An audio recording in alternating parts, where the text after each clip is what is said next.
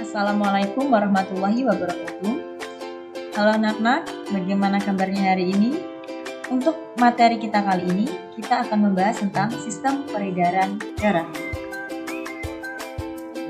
Sebelum kita masuk ke komponen darah, kita akan membahas fungsi darah terlebih dahulu. Fungsi darah yang pertama adalah mengirimkan sari-sari makanan, oksigen, dan bahan lainnya ke seluruh tubuh. Fungsi darah yang kedua adalah pengatur suhu tubuh dan pertahanan tubuh. Kalau tadi kita sudah membahas fungsi darah, maka sekarang kita akan membahas tentang komponen darah. Ini adalah gambar komponen darah. Yang pertama yang akan kita bahas adalah tentang sel darah merah. Dalam sel darah merah terdapat hemoglobin, di mana hemoglobin ini berfungsi untuk mengangkut oksigen ke seluruh tubuh. Sel darah merah berfungsi sebagai pengangkut oksigen dan karbon dioksida. Selanjutnya, ada sel darah putih atau leukosit, di mana sel darah putih ini berperan membunuh kuman yang masuk ke dalam tubuh. Bagian yang ketiga adalah keping darah atau trombosit. Keping darah ini berperan dalam proses pembekuan darah dan penyembuhan luka. Yang terakhir, komponen darah yang kita bahas adalah plasma darah, di mana plasma darah ini merupakan bagian cair dari darah yang terdiri dari 90% air. Plasma darah ini berfungsi mengangkut zat-zat makanan dan hormon. Selanjutnya, kita akan membahas tentang bagian-bagian jantung. Jantung terdiri dari 4 bagian. Yang pertama adalah serambi kanan, di mana pada serambi kanan ini berfungsi mengalirkan darah yang kaya CO2 ke bilik kanan. Selanjutnya, ada serambi kiri, yang berfungsi mengalirkan darah yang kaya O2 atau oksigen dari paru-paru ke bilik kiri. Selanjutnya, ada bilik kanan yang berfungsi memompa darah kaya CO2 atau karbon dioksida ke paru-paru. Selanjutnya, ada bilik kiri. Di bilik kiri ini berfungsi memompa darah yang kaya oksigen ke seluruh bagian tubuh.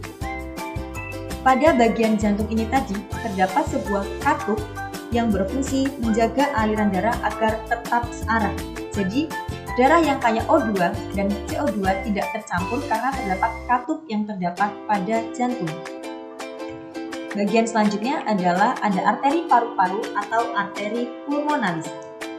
Kemudian, ada vena paru-paru atau vena pulmonalis. Kemudian adalah aorta atau arteri terbesar. Kalau tadi kita sudah membahas tentang komponen dan bagian-bagian jantung. Untuk selanjutnya yang akan kita bahas adalah tentang pembuluh darah. Di dalam pembuluh darah terdapat 1. Pembuluh nadi atau arteri, kemudian pembuluh balik atau vena, yang ketiga adalah pembuluh kapiler. Pembuluh nadi dan pembuluh balik memiliki perbedaan.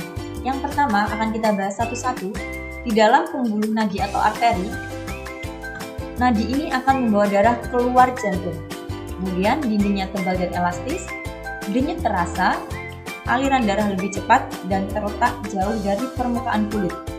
Dan sebaliknya, untuk ciri-ciri dari pembuluh balik atau vena adalah membawa darah masuk ke jantung, dinding tipis dan kurang elastis, denyut tidak terasa, aliran darah tidak secepat nadi atau arteri, kemudian yang terakhir adalah terletak dengan permukaan kulit. Kalau pada pembuluh kapiler ini merupakan pembuluh darah yang sangat kecil dan berhubungan langsung dengan sel-sel jaringan tubuh. Di dalam kapiler inilah terjadi pertukaran antara oksigen dan karbon dioksida. Untuk selanjutnya yang akan kita bahas adalah tentang sistem peredaran darah manusia. Sistem peredaran darah manusia disebut dengan peredaran darah ganda karena darah memasuki jantung 2 kali dalam satu peredaran. Peredaran darah ganda terdiri dari peredaran darah besar dan peredaran darah kecil. Yang akan kita bahas pertama adalah tentang peredaran darah kecil. Kalau kita perhatikan, maka urutan sistem peredaran darah kecil dimulai dari jantung, kemudian ke paru-paru dan kembali lagi ke jantung. Bagian jantung yang dilewati yang pertama adalah bilik kanan, di mana darah dari bilik kanan jantung yang banyak mengandung karbon dioksida dipompa menuju ke paru-paru melewati arteri paru-paru.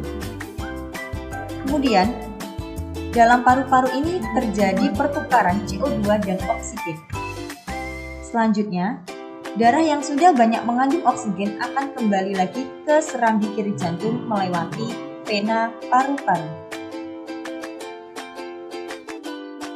Kalau tadi kita sudah membahas sistem peredaran darah kecil, maka selanjutnya yang akan kita bahas adalah sistem peredaran darah besar. Sistem peredaran darah besar dimulai dari jantung ke seluruh tubuh, kemudian kembali lagi ke jantung. Nah, bagian yang pertama yang dilalui adalah bilik kiri. Di dalam bilik kiri, darah kaya akan O2 akan menuju ke seluruh tubuh melewati aorta. Jadi, dari bilik kiri menuju ke seluruh tubuh melewati aorta. Kemudian, di dalam tubuh, oksigen diserap oleh sel-sel tubuh kita. Hasil metabolisme tubuh kita berupa CO2 dibawa oleh darah melalui vena menuju ke serambi kanan. Jadi, di dalam peredaran darah besar ini, darah banyak mengandung karbon dioksida. Kalau tadi kita sudah membahas fungsi darah, komponen-komponen darah, bagian-bagian jantung, pembuluh darah, dan sistem peredaran darah pada manusia, selanjutnya yang akan kita bahas adalah gangguan peredaran darah manusia.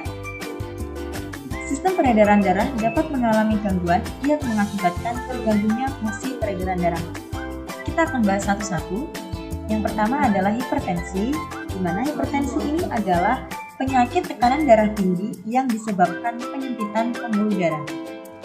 Kemudian ada kebalikannya, yaitu hipotensi. Hipotensi merupakan penyakit tekanan darah rendah yang salah satu penyebabnya adalah kekurangan gizi makanan. Gangguan selanjutnya adalah anemia. Anemia merupakan penyakit kekurangan sel darah merah. Anemia dapat disebabkan oleh pendarahan yang hebat sehingga banyak darah yang terbuang, kekurangan zat besi, dan kanker tulang yang mengakibatkan terganggunya pembentukan sel darah merah. Selanjutnya ada leukemia, di mana leukemia ini merupakan penyakit yang disebabkan oleh berlebihnya produksi sel darah putih. Gangguan yang terakhir adalah stroke. Stroke merupakan penyakit yang disebabkan pembuluh darah di otak pecah atau tersumbat, sehingga otak tidak dapat mendapat asupan oksigen dan nutrisi. Kalau tadi kita sudah membahas tentang sistem peredaran darah manusia, selanjutnya yang akan kita bahas adalah tentang sistem peredaran darah hewan. Sistem peredaran darah hewan terdiri dari peredaran darah terbuka, di mana darah ataupun hemolimfa dialirkan tidak melalui pembuluh tetapi langsung dialirkan ke dalam rongga tubuh. Contohnya adalah serangga atau insekta. Yang kedua adalah peredaran darah tertutup. Darah beredar di dalam pembuluh-pembuluh yang saling berhubungan. Contohnya ada kucing tanah, ada ikan, ada amfibi, reptil, dan yang terakhir ada tuyul. Nah anak-anak, setelah kita mempelajari materi tentang sistem peredaran darah hewan dan manusia, selanjutnya Ustazah akan memberikan tugas untuk pendalaman materi. Tugas yang pertama adalah, coba kalian perhatikan gambar di samping, sebutkan bagian-bagian jantung beserta fungsinya. Kemudian yang kedua adalah, seseorang mengalami kecelakaan lalu lintas, korban terluka parah dan kehilangan banyak darah. Ia dibawa ke rumah sakit untuk mendapatkan perawatan. Coba analisis. Yang pertama, apa yang terjadi bila korban terus banyak kehilangan darah? Yang kedua, apa yang utama yang harus dilakukan terhadap korban kecelakaan tersebut? Untuk soal nomor 3, silakan perhatikan gambar di samping. Berdasarkan gambar di samping, urutkan sistem peredaran darah besar pada manusia. Lalu soal selanjutnya, mengapa ikan atau Pisces memiliki sistem peredaran darah tunggal?